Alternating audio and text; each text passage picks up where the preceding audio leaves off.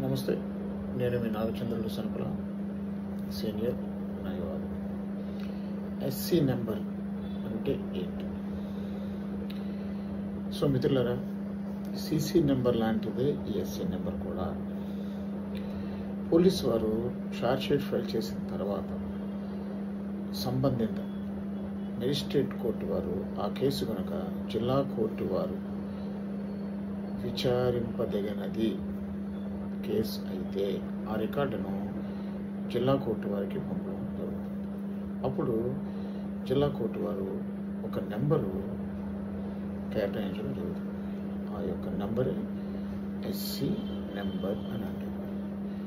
Magistrate court నుంచి district కోర్టుకి పంపుటకు committal అని అంటారు.